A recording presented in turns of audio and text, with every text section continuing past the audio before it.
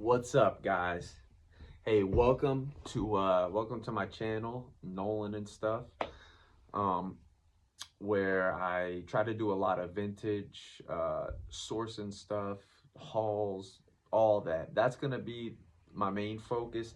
That and then just random skits that I like to make. So today I have a quick video. It's gonna be 3 sourcing tips for sourcing vintage. So only reason I feel like I'm able to uh, do that is because throughout the years I've had experience trying different things. I've had some crazy hauls, some that I could have definitely taken more advantage of and done it better, but I definitely did it. And I think this could definitely be a value if you are a vintage seller and you're always looking for stuff. You're always on the hunt. That's what I love about it, honestly. The thrill of the hunt. It's a lot of fun. I did just recently open up this vintage shop. So this is my first time having a storefront. In the past, I've sold on Whatnot, Depop, Etsy, eBay, in person, pop-ups, stuff like that. You can give us a follow at Bloom Vintage on Instagram. Just started that Instagram and just started the shop. It's like a week old. So I figured I'd do a video here. So I'm gonna give you 3 tips, and these are kind of not your conventional tips. So take them how you want, but I believe that they can definitely come in handy if you implement some of them. So tip number 1 is to think outside the box. All right, now I know that sounds a little vague. It's like think outside the box, but you see a lot of people, and a lot of people's main go-to is going to the thrift store, which there's nothing wrong with that. Going to thrift stores, going to Goodwills, going to Salvation Armies and your local just your local community thrift stores. That's good. And that used to be great for me. It still is, in a sense, but it's not how it used to be. When I first started going to the thrift stores and looking for stuff to sell back in like 2016, I could really come up, like almost guaranteed. Every time I went in there, I was gonna come up like crazy. Now, 8 years later, I live in a college town, pretty saturated, pretty flooded. A lot of the college students love thrifting. A lot of them even resell themselves. So I don't use that as like my main thing. So I'm gonna give you some examples. So thinking outside of the box, really using your creativity of like how can I get my hands on vintage? So I wrote down some examples, just some things I've done in the past. So what I put, add in the paper, stopping people, hunches, all that. Okay, so for example, I live in a small town. One thing that I used to do, and then I'm probably gonna do again soon, is I used to put ads in the local paper, in the classifieds. Now where I'm at, it cost $150 for the entire month. Now what I would do is I would put,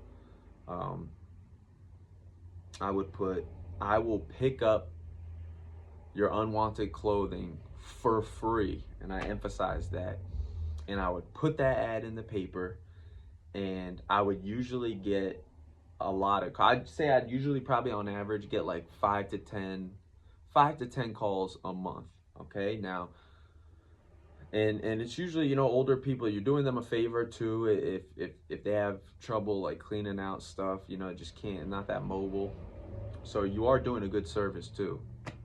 So sometimes that's come through for me nicely, where you get a lot of stuff for free. Sometimes it's just been a lot of boogaloof, trash, garbage, and you're pretty much a trash removal service for somebody for the day or for the hour or whatever it may be. Now that's just what comes with it. You're gonna get some you're gonna miss some shots when you're trying to score, but that's fine. It's all fun if you really love the hunt like I do. I mean, I don't consider anything like that a failure. So that's just one example of thinking outside the box. Just stopping people. If you see somebody wearing something that, let's say you're selling like 90s streetwear, and you see a guy rocking an old NASCAR shirt, and this is not easy. It might be simple, but It's not always easy to walk up and just stop a guy randomly and be like, hey, you know, I like that shirt. I actually collect those, or I sell them, or however your pitch is. Do you happen to have any more? A lot of the times they'll be like, well, a lot of the times they'll be like, no, I don't. Sometimes they might be like, yeah, I actually do. You exchange numbers, and if something comes of it, cool. If not, it's all right. At least you tried. That's always an option. Um, you know, just maybe telling your parents' friends, or asking your parents, or some people you know who are maybe in their 40s, 50s, 60s. Not to age. I'm just talking about from, you know what I mean, who might have had a lot of clothes from that era, just sitting in closets. Just putting that out into the universe. It definitely helps. And then the last example for that, for thinking outside the box, is having hunches. Okay, so having a hunch. So my bad, there was somebody, I'm closed, but somebody was walking by there. So I mean, really, just off of hunches. I've had some crazy come ups just off of a hunch. Now, a hunch, how would we explain that? Something that kind of just a feeling, something like an idea that pops into your mind, and you got to act fast on it. All right. This has happened a few times for me. It's happened with it's happened with one spot where I came up on a bunch of crazy band shirts and all that. If you're driving by somewhere and you see like a spot that looks like just a random spot, you're like, man, I feel like that might have, and something tells you to stop. Worst thing happens, you stop and there's nothing there. But there's a chance that, again, this has happened to me too, that could be a great come up. Just try to, don't listen to the logic. Your logical mind be like, well, what's in there? You just, if you have that hunch, you have that feeling, test it out. All right. So that was step one, thinking outside the box. Two, again, this might sound a little crazy, wacky, positive thinking, but two would be visualization. And that just means simply what it is. A lot of I don't do it as much as I should, but I have found that it helps get me in tune. Is visualizing, these crazy hauls, come ups. Just picturing myself being in like a warehouse or the back of an old store from the 80s and 90s, and having a bunch of just having an abundance of vintage heat. It gets me in the mode. It gets me in that. It just gets me in tune with that. And using my imagination is very important. I think using our imagination in general is important, but especially when it comes to this, it honestly will make it. And for anybody who's like, yeah, BS or whatever, I do think it activates our RAS, which is our reticular activating system, which is the reason why when you purchase a vehicle, you'll suddenly see, you purchase a Honda CRV, next thing you know, you're seeing Honda CRVs everywhere. It's because now your mind is in tune. So it's like you visualize it and then you let your subconscious take over, So give it a try. You never know. It might just come through for you. All right.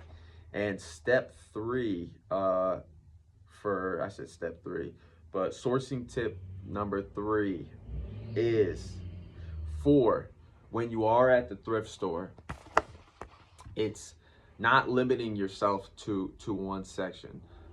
It would be trying to familiarize yourself with all sections. So for me, when I go into a thrift store, I will usually go to the men's section first, look through all of that, and then I go to the women's section, because I sell, as you can see, this is the women's side over here. I'll sell vintage jeans, tops, jackets, skirts, pants, all the purses, bags, stuff like that. So I feel good. So if I go into a thrift store and I know, Jake over here is looking in the men's section too for vintage men's stuff, and let's say Jake beats me to it, comes up crazy, I'm like, what I mean? It hurts still, but I know at least I got the whole entire women's section that I can go through too, and vice versa. So, and, I'd also say don't sleep on the kids section, because sometimes they throw stuff in the kids section that is small, but it's like a women's size or a men's small, or sometimes they just mess up. And it's very easy to just not look in there. I'm kind of a hypocrite. I haven't looked in the kids section in a while at a thrift store, but I used to, and I've come up crazy on a few of them. And then that's not to mention like the home decor sections and all of that. I'm not too great with a lot of the home decor stuff and all that other business, but that's an entire thing right there, and an entire market that I know nothing about, but I know is very popular. So those are my 3 for now sourcing tips. I'm hoping you guys can implement them. I would say just keep an open mind, and remember to just be creative, use your imagination. I've always been big on just not following the pack. Everybody's going to thrift stores. I don't want to do it like that. I want to do it my own way, and that could be good or bad, but yeah, those are just things, again, from experience. Anytime I make a video, it's gonna be from experience. It's not gonna be like hoopla stuff I've read and all that. It's gonna be from experience, things that have worked for me and all that jazz. So I hope that helped. Blessings to you and your family and your business. Have a great rest of the day, and take care.